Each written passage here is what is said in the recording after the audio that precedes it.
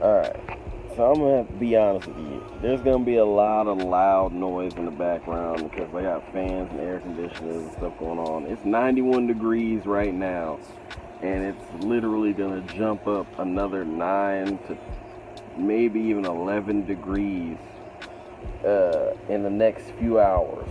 So I'm keeping the AC on and the fans on and everything this time.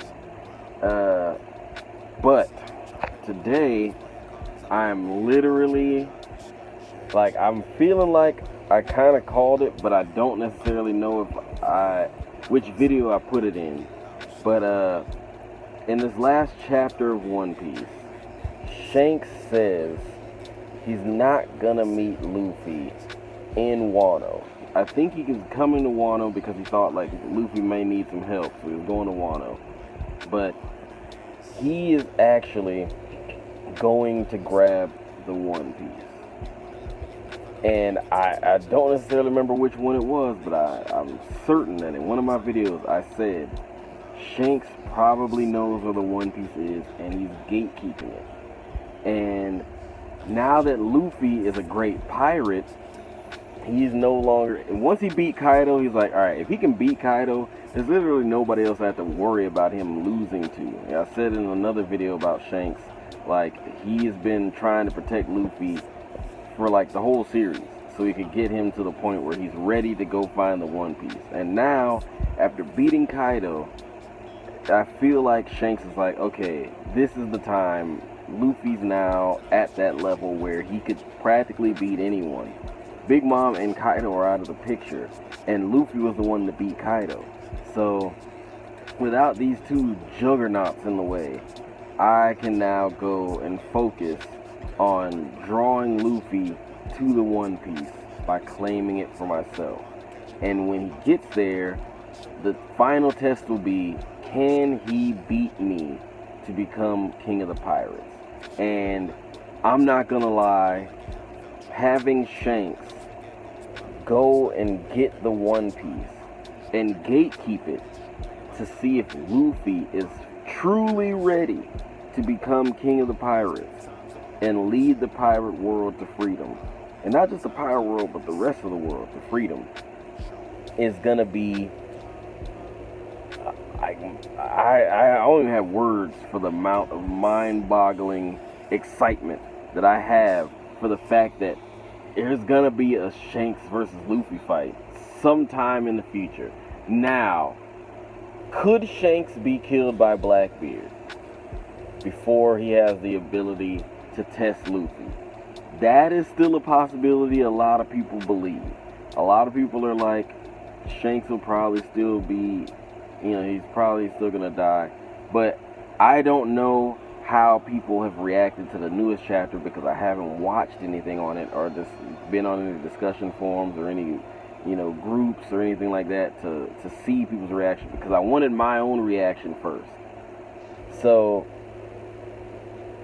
man, okay, Green Bull shows up to Wano, and he's there to take on Luffy, but he's stopped by the remaining scabbards, Yamato and Momonosuke. And Momonosuke tries to do a blast breath, and just a puff of smoke comes out, which I think is hilarious. But because he can't do the blast breath, he just goes in for another bite like he did on Kaido. And then he gets tangled up by Green Bull. And so now I'm thinking, because he said he didn't want Yamato to fight either, so I'm thinking he's trying to show that he can defend Wano without any help from anybody who he believes is going to be gone, because he knows Yamato wants to leave. So he's trying to find out if Wano can defend itself with just him and possibly the scabbards with no outside help still, because he's keeping the country closed. And so it's interesting to see what will happen in the fight between Green Bull and Momonosuke and the Scabbards. And if there's any more of an indication that Yamato is going to join the Straw Hats, the fact that Momonosuke doesn't want Yamato to fight, I feel like that's why he doesn't want her to fight. He knows she's leaving. He can't rely on her strength to defend the country, so he needs to make sure that he can defend it himself with the scabbards. And that right there, it's to me, I don't know about if anybody else made that connection, but to me, that is an indication that Yamato is going to be on the Straw Hats. Now, the Straw Hats are all injured. They're all resting up and partying and eating, and they're celebrating. And Green Bull don't care about none of that. So he's going in to get them, but he's got to deal with these guys first if he can proceed. And on the other side, they have to deal with Green Bull if they're going to proceed with keeping the country in check. Like, if they're going to be able to keep the country together, they're going to be able to allow the people of this country to be free of any outside interference or any oppressive interference from anybody that would try to hinder their progress. And then you get to the Shanks stuff and the world government stuff. And the world government starts hearing about what's happening around the world because of Sabo. And we finally find out what Sabo is. And they are saying that Sabo killed King Cobra. And then they're also saying that the Princess Vivi was taken. And so she's missing and King Cobra is dead. Now, I do not believe that Sabo killed King Cobra. I believe that the world government, the officials and the celestial dragons and the world government had him killed because of what was going on. And they also had, I don't know if he died or if he was attacked, but that the celestial dragon that saved Princess Shirahoshi, I think he was also attacked. I'm not sure if he, like I said, I'm not sure if he died. I have to go back and read it again. I wasn't focused on that part. I was focused on the Sabo part, so I had to go back and read that again. But Sabo apparently now he has inspired the world to revolt against the world government. And 5 nations have joined under the same banner in revolt against the world government. And a bunch of other nations are seeing Sabo as a hero for someone that stood up to the celestial dragons in their home territory, freed his friend, took on 2 admirals and won, and then in their eyes killed a celestial dragon descendant in King Cobra, which is the king of Alabasta. But they don't know how King Cobra is because they aren't from that country, so they just see him as a celestial dragon's descendant. So he, in their eyes, killed a celestial dragon, took on 2 admirals, and freed his friend, and got out clean. Now, the true story, I would assume, is Sabo went, saved his friend, and they used the confusion to kill King Cobra. And then they took Vivi with them because they knew she would probably be next. And then maybe the celestial dragon that they attacked told them to take Vivi and try to like stall for time or something, and they attacked him too. That's what I think happened. That's the story that I believe. But after all of it happened and the news spread or whatever, everyone in the world is calling Sabo a hero. So we're gonna see revolts everywhere. The Marines are not ready to handle the revolts. The fucking former warlords, the Revolutionary Army, and the pirates.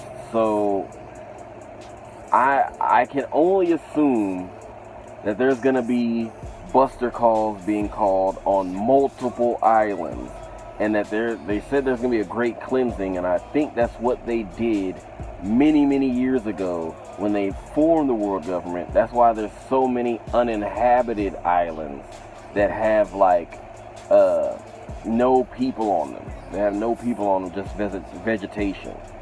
Because I think that they have done this cleansing before. They said they're going to do it again. They've done this cleansing before, and I think it's in times where there have been revolts or somebody has come along and has started a revolution of some kind, and they go in and they clean out all the revolting islands, and then they cover up what happened, and they push forward with the misinformation and the lies and the oppression and the slavery. And that's what they're trying to do now with the Sabo stuff, but they accidentally made him a hero. And Sabo's actually a relatively strong fighter if him and his friends could take on 2 admirals. Plus there's the rest of the Revolutionary Army, and it's just, at this point in time, the world government isn't in a position where they can put their power into play. They can't just go wherever they want, do whatever they want, because there's too many opposing factions. And then the last part of this chapter was the whole Shanks part, where they're going to get the One Piece. I've talked about it earlier already, and I just believe that Shanks is literally, he's going to get the One Piece first because he wants to be Luffy's final test before he becomes King of the Pirates. Because he needs to know if Luffy's ready. And also, I think maybe he wants to see Luffy in that context, so he can be like, if Luffy isn't a good guy still, if Luffy's not a good person still, then maybe I'll have to be the one to take him out before he becomes King of the Pirates and becomes too powerful. Like if it's a Blackbeard situation, it's like maybe he's changed over the years that I've been away, because it's been what, it would be like 12 years since Shanks saw him last, and like Luffy was conscious. So it's like maybe in that 12 years plus whatever time happened after the time skip, like he's changed, he's different. Maybe something jaded him, maybe he's not as optimistic, maybe he doesn't want the same goal, something. But he needs to know for sure before he allows somebody to claim the One Piece that they're the person that Roger's waiting for. And if Luffy isn't the person that Roger's waiting for, according to Shanks, he may take him out. So that's why Shanks is doing what he's doing, and you know, that's why Momonosuke is doing what he's doing. He's trying to protect Luffy to make sure that Wano can defend itself also without any of the interference from the outside world. That's why Sabo's doing what, you know, oh no, the world government is reeling from the whole Sabo situation. And Akainu made a promise that it doesn't matter what's going on, he's going to drag all the pirates and all the rebels and all that stuff back into the sea. So he's making plans to find a way to re-bolster the Navy's power and take on the challenges that are ahead. So we've now got all the factions in the coming war. We've got the Navy, we got the Celestial Dragons, we've got the Revolutionary Army, we got the random revolting nations that are seeing Sabo as a hero. We've got Shanks and his crew that are going to be trying to see if the next generation is going to be taken care of by Luffy.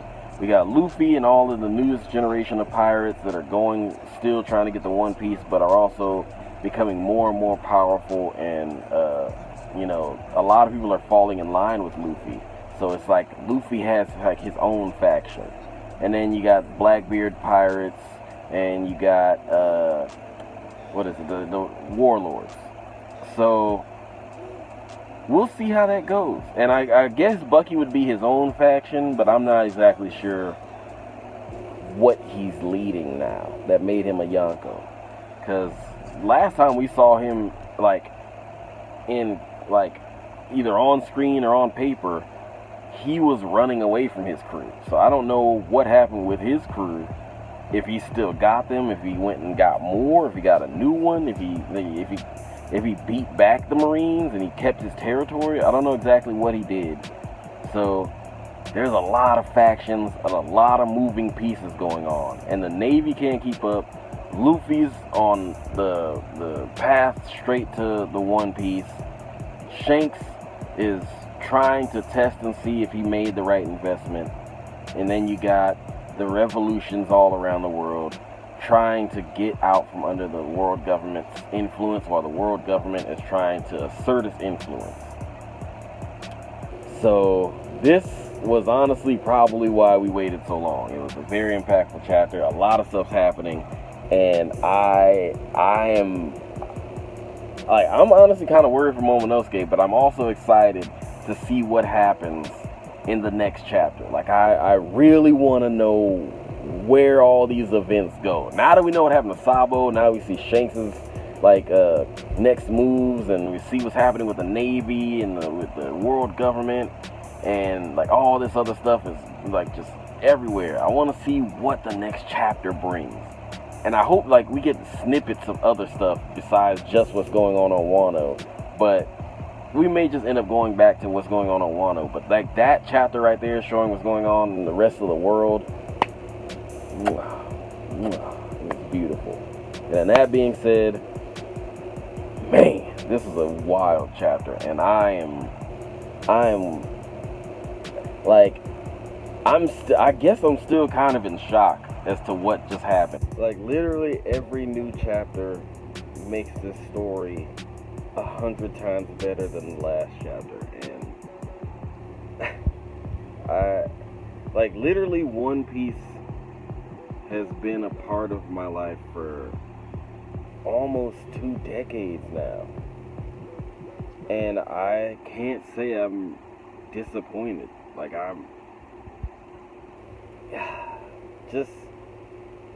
it's been an amazing ride, and I know at some point it's gotta end, but I am really enjoying where this story goes. Lord Nollan Out.